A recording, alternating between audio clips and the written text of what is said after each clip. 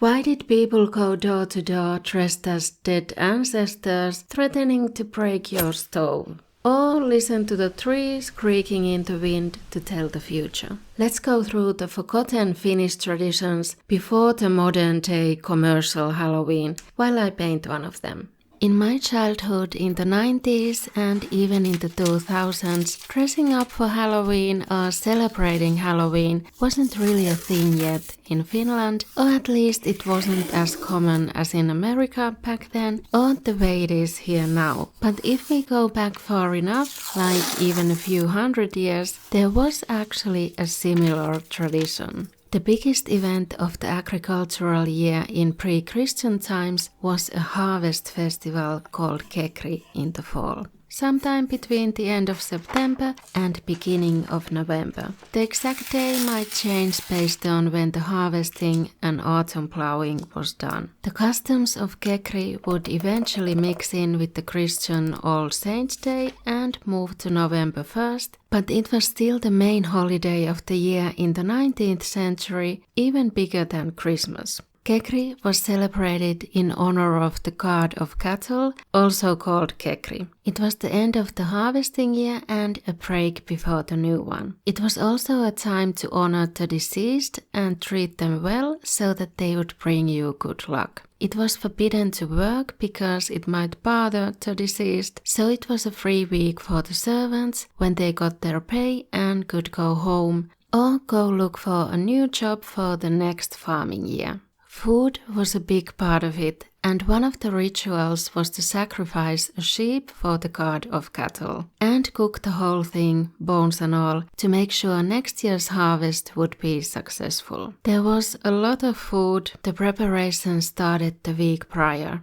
In the morning, someone would go light a branch of juniper and run around the house to get the smoke everywhere to get rid of rats and other pests. Food was kept on the table all day and anyone visiting was welcome to come and eat. And some food had to be taken to the farm storehouses for the deceased, where their bodies were apparently kept before burying to make peace with them and make them happy and prevent them from coming back to haunt the living. Because the dead ancestors were thought to be moving around, especially during the harvest festivities. Young people would dress up as the deceased risen up from the underworld as Kekripukki and Kekritär and sing and go door to door like trick-or-treating for Halloween now, but instead of trick-or-treat they might say köri or oven. Kekripukki would be wearing a mask and a fur coat inside out. The mask could be made up of birch bark, shears as a beak and spoons as antlers. Kekritär, on the other hand, would be wearing all white, even over their face, like some kind of a veil or gauze, or even just paper to hide their identity.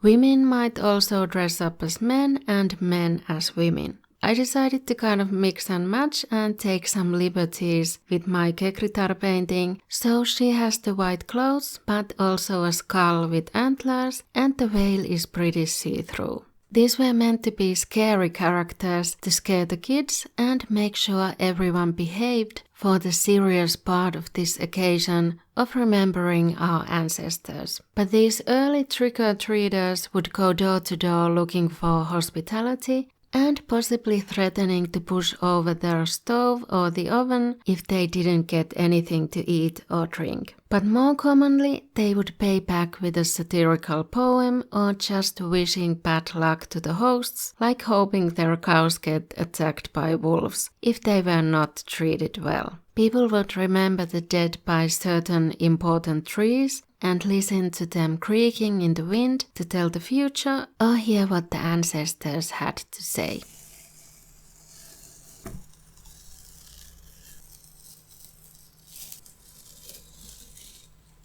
In the evenings they would light a bonfire and dance and sing and play circle games around it. Kekri eventually disappeared and All Saints' Day was left, and some of the Kekri customs moved to other times of the year. The bonfire part sounds like a midsummer thing in June, and the masquerade trick-or-treating sounds like Easter. Kekri is slowly being revived though, as a harvesting celebration next to Halloween and All Saints' Day in recent years. But how about the Mexican version, Day of the Dead? What's the history and meaning behind Sugar Skull Girls? Watch this video next.